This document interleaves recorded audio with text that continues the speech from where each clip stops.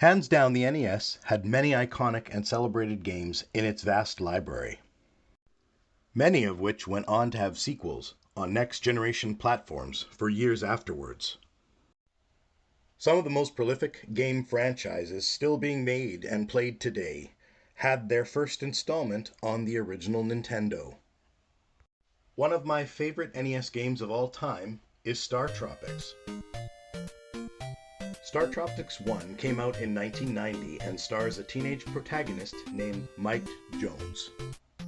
He is invited to a tropical island by his uncle Dr. Jones, who is researching ancient ruins. Mike arrives and discovers that his uncle has gone missing, so he sets out on a quest to find him. The game stretches over many different islands filled with dungeons and puzzles. The local animals have become hostile, and Mike must battle them and other enemies using a yo-yo. Eventually, Mike learns that aliens are responsible for his uncle's disappearance. When Mike searches the site of a large crater, he finds a melted escape pod with 3 holes. Mike finds his uncle in the tunnels, and he tells Mike that the aliens have taken 3 magic cubes from the melted pod. Mike decides to enter the grounded alien spaceship and retrieve the cubes. After Mike defeats the final boss and collects the 3 magic cubes, the ship begins to explode. Mike finds an escape pod and leaves the ship. He crashes into the ocean, swimming for a while, and then after thrashing about, he sinks under the waves. Mike wakes up on the beach, and we see that his dolphin friend has rescued him. He returns to the village, and together with his uncle, he joins the cubes together. The magic of the cubes reveal that 7 alien children were in a magical stasis. The oldest, named Micah, tells him that she and the 6 other children are the last survivors of the planet Argonia. The game ends with the children making their new home on Sea Island. Star Tropics 2 came out in 1994 and was titled Zoda's Revenge. It picks up a few months after the events of the first game. Mike and his uncle are back in the US. Mike is now a junior in high school. Mike's uncle is trying to decode a cipher that was attached to the Argonian escape pod.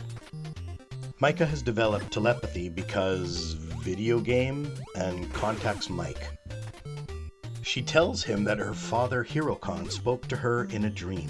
The message he told her went like this: "Was it a cat I saw? Was it a rat I saw?" Dr. Jones asks Mike for a book that he calls the Oxford Wonderworld. He deduces from the dream message that the cipher must be read in reverse. The cipher phrase, when reversed, says, "Pa pa pa, papa mau mau." Mike blurts out the phrase, and we see him fall into the book. Mike needs to travel through time and space collecting tetrads. What's a tetrad, you ask? Why, it's a magical MacGuffin, and there are 7 that Mike needs to collect.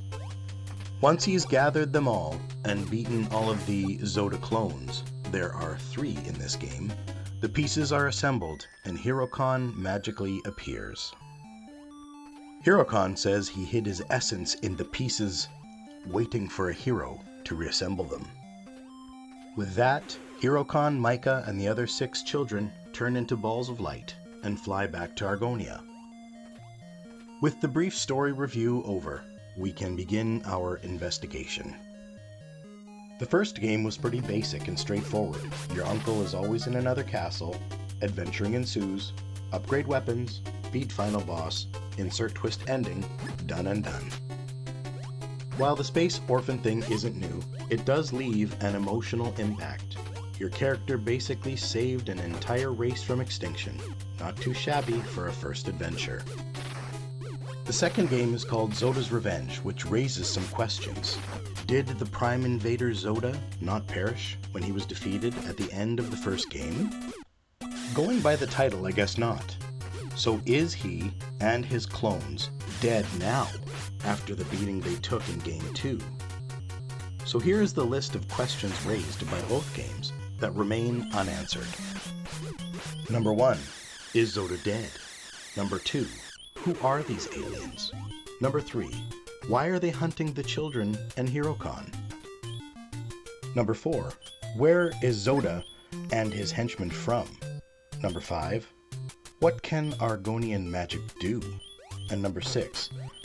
How do words from an alien cipher turn a history book from Earth into a time travel device? I submit to you that the questions I just listed are the backbone of a logical sequel, and answering them provides the plot. So here's my conjecture. A third game would open with Hero-Con and the children flying through space. As they get close to Argonia, they are confronted by Zoda ships in orbit. The 8 Argonians speed past the blockade and land on the planet's surface. The Zoda aliens control the planet, and the Argonians are on the run. Micah reaches out telepathically to Mike, and he can feel her fear in his mind. She says that they are surrounded by Zoda soldiers, and before he can find out any more details, she screams, and then falls silent. Mike returns to Sea Island, perhaps by way of Subsea and Navcom, and finds the ruins of the Zoda mothership. Either he fixes it, or a smaller fighter or shuttlecraft with Navcom's help, and maybe Zoda ships can self-repair. In any case, he plots a course for Argonia, and off he goes. This isn't a fan fiction channel, but if my audience would indulge me, I'll endeavor to answer the questions I presented earlier. Number 1, is Zoda dead? I would say no, based on the previous games. I think that as Mike rockets off to save the Argonians, Zoda gets in a ship of his own and gives chase. As Mike approaches Argonia, Zoda catches up, and the two have a dogfight in space. Mike is shot down, and crash lands on the planet's surface. Let's say Zoda's ship took damage also, and he's forced to dock on a mothership in orbit. Number 2, who are these aliens? Mike crawls out of the crashed ship and makes his way towards an outpost. He gets the drop on a lone sentry and renders them unconscious. The sentry is wearing a uniform similar to Zoda, a helmet and armor. The sentry looks human, or Argonian, in proportion. Mike takes off the sentry's helmet, intending to interrogate them and ask about the Argonians' location. Now, I'm not the creator or a writer for the game series, but we need a window into Zoda and his forces. So, once the helmet's removed, Mike discovers that the sentry is female. She isn't a hideous monster like Zoda or his goons. She appears peaceful and lovely. Mike feels guilty for hitting her so hard, but he wasn't expecting this. Mike secures her hands and wakes her up. She is surprised by the appearance of the stranger. She asks why he has taken her prisoner. He tells her that he's looking for the Argonians. After some back and forth, she agrees to take him to where they are being held. It's during the journey that we can learn about the Zoda aliens, and Mike will gain some perspective. Question 3. Why are they hunting the children and Hero-Con? Again, this reason could be anything, but narratively, I always felt that Zoda was pursuing the children and Hero-Con because he wanted something. I mean, if Zoda's plan was the conquest of Argonia, then why chase a pod all the way to Earth? If Zoda is just an expansionist plunderer, why didn't he attack Earth also? Once Zoda's forces tracked down the pod, they left Dr. Jones alone in the tunnel. When the aliens stole the magic cubes, they didn't destroy them. They brought them back to the mothership and began to fly away.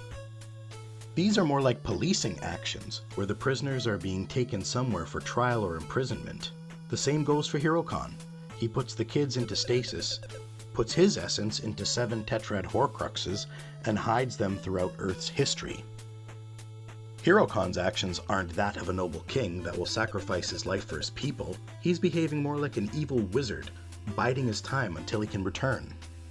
This would explain why he sent the children off first as a distraction, so that he could disappear in secret.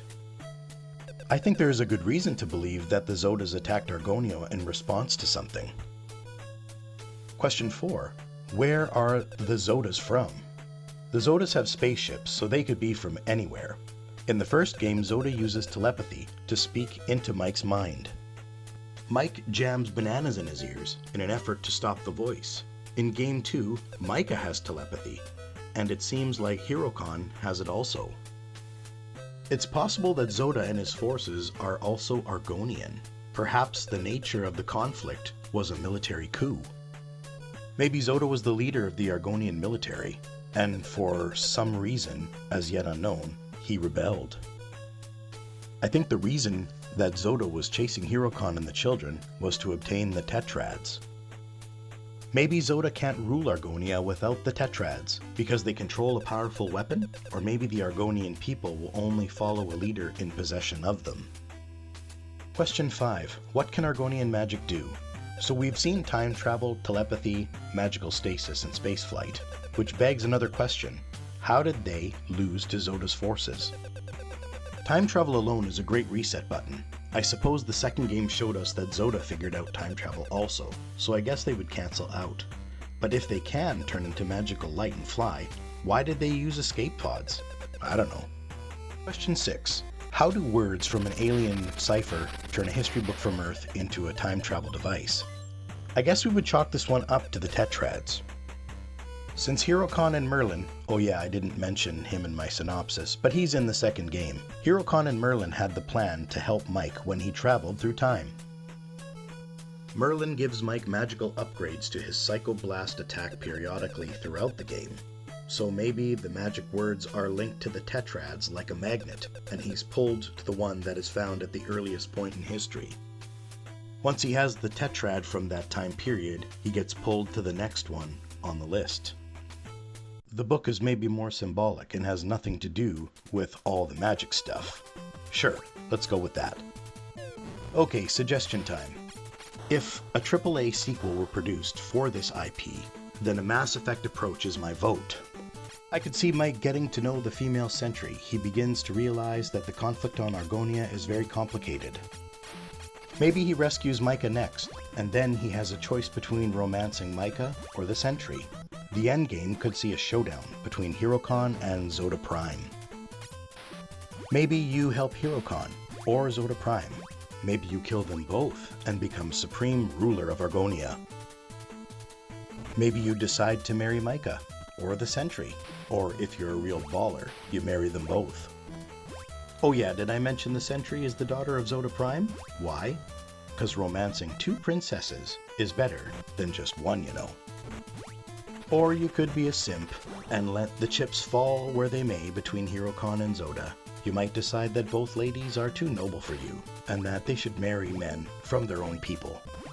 So you slink away into a spaceship and fly back to Earth, returning to your job, small apartment, and unremarkable life. Or maybe you make your bid for the throne of Argonia and die. Life is about choice. So what do you think of my conclusions? Please let me know in the comment section below. Until next time.